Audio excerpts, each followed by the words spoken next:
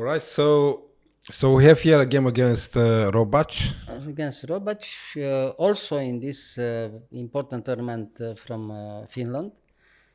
And we try to win this decisive game again. If we win with white against this Catalan opening, we have a very good chance to come in To tie it for first, or tied for first and qualify for the interzonal. That was the idea, that was the important thing to do. Yeah. So, okay, bishop, this, everything is theory. The first 10, 12 moves like this is theory. Okay.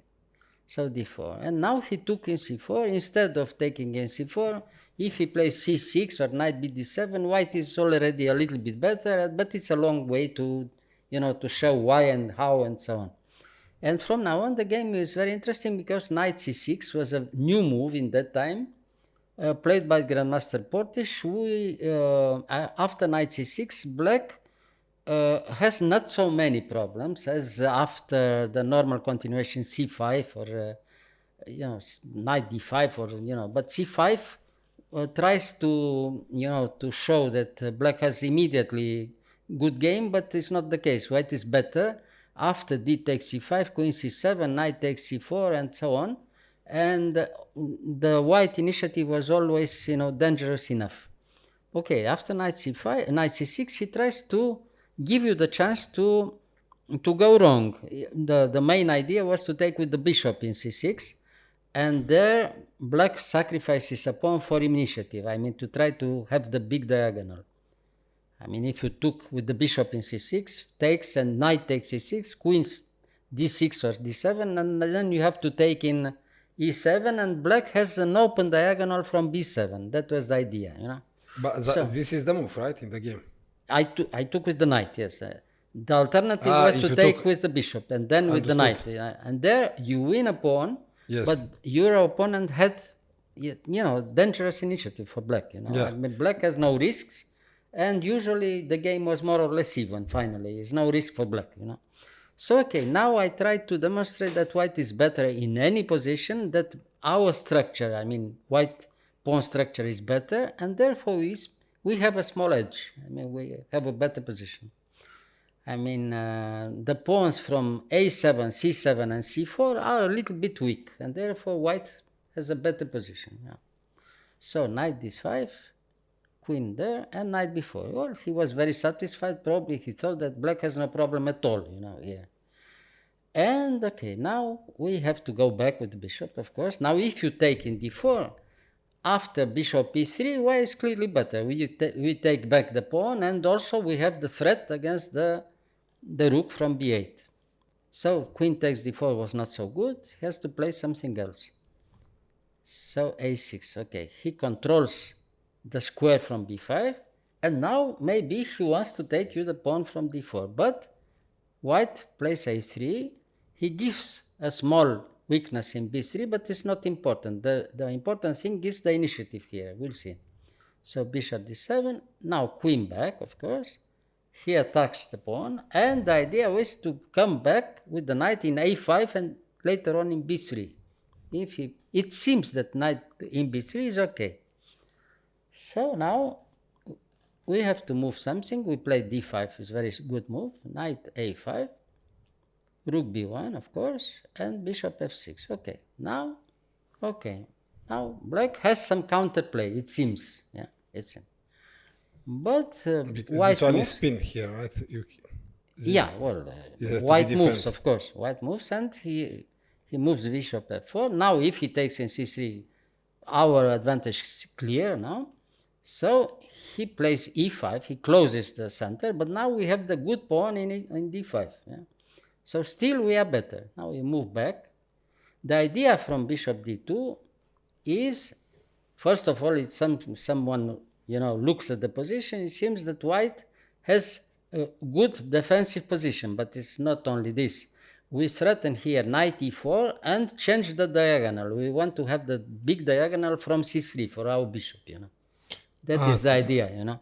So now he plays normal knight b3, knight e4, of course, and he moves back the bishop. And now, okay, we have time to put the bishop in c3. Before, if he played something else, I mean, instead of bishop e7, he takes in d2, we have a better position if we take with the queen in d2 or even with the knight in d2. Because we attack the pawn from c4 and you lose the pawn. If you lose the pawn from c4, it's clearly better for us, for white, I mean. No? Okay, so therefore he played bishop e7, but now we have time to put the bishop in c3 and we are better again. So what to do? Bishop d6. He can't give the pawn. And now we try to open again. f4 is very strong. So now he has to take, because he doesn't have time to play immediately f5 to close the position.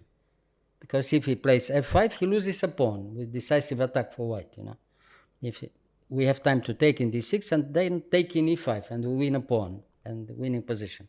So okay, he took in f4, we took in d6, he took in d6, we take with the pawn, and now we have the result of these complications. We have the two bishops, strong center, we have the open line, the G open line, and very strong initiative. We have very good chance to attack, Finally, we have attack against the king on the G file, If he doesn't play here f5 to control the center, we have time to play immediately e4, e5, and very strong initiative again, So he tries to control the center and plays f5. But now, after f5, he doesn't give you the chance to play immediately to move again e4 with the threat e5, but now we have the control over the big diagonal, and that would be decisive finally, The bishop from c3 is much stronger than the knight from b3. And he'll lose finally the game because of this, you see. Okay, rook f3, you want to take immediately the control of the G file, from G3, attacking immediately from G7. Okay, rook f3.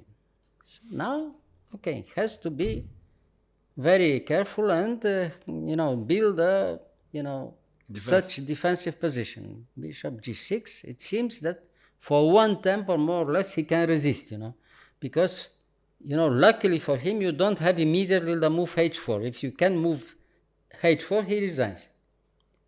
The threat h4, h5 is decisive. But you don't have time because he takes, the queen from d8 can take immediately in h4. Okay, so now you have to threaten something. You move the king. You control somehow to play maybe queen g1 and move the bishop to f3, and you move again, everything on the g file and the h line, later on. Everything is possible because of this very strong position of our bishop from c3. The bishop from c3 controls everything and, deals the final blow to the opponent's king finally, later on. So e3, again, moves everything. Is, we have complete control of every square in the center, and now we threaten later on the queen somewhere and the other rook to g1. That gives a very strong initiative for white again. Now white plays almost alone here in this position. It's very difficult for our opponent to find some counterplay. It's almost impossible to find some counterplay. Queen e2, finally, quietly, like this, we control the square. We want to take maybe the pawn from c4, but the threat is rook to g1 and attack on the other side, So, okay, queen c7, he doesn't give you the pawn from c4, of course. Now we have time to play h4. Now the threat is h5, so it has to go back. No? Okay, now we have time to move the other rook. And, the only defense, he had to defend, the square g7. Yes. And now finally, after bishop f3, we have the possibility to arrive with our last piece in attack, bishop h5. This is decisive, Bishop h5. He has time to take in d5 with check, but it's not important. King h2, and he resigned. There's no move at all for black here. Yeah, he resigned. He resigned. Has no possibility to do something, Everything is controlled and white attack is decisive. It seems very simple, but it's not simple at all, You have to demonstrate how.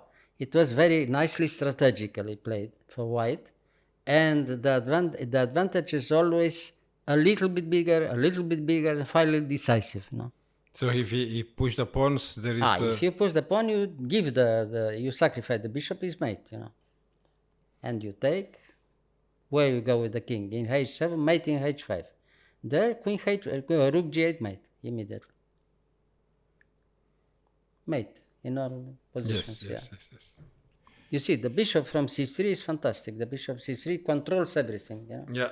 Because of this, the game was winning all over the game. He's a killer, the bishop. The killer from c3. Yeah. From c6. It was very important strategically. From c3. Yeah, from c3. Controls everything, you see. The diagonal is deadly, you see. And you see the difference, the bishop from c3 and the knight from this b3. The knight from b3 has a nice position, but does nothing. Bishop from c6 controls everything, and finally, the final blow for our opponent. So the game, therefore, was very important. Theoretical and, for the tournament. At the end of the tournament was decisive, of course. Yeah. All right, Mr. Gheorghiu. Yeah. Thank you. You like the game, probably. Yes. Yeah. Yes. Very nice. beautiful game. Yes. And But I you like. see, I like. the small, the small differences all over the world. Yes. The board. Yes, you see the difference between these two pieces. Yeah, the difference One is doing clear. nothing, the other one is doing piece plays everything. very well. The other one is very beautifully placed, but does nothing on b3. Yeah. Yeah. If something like this happens, everything is possible. Yeah. Okay. Thank you. You're welcome.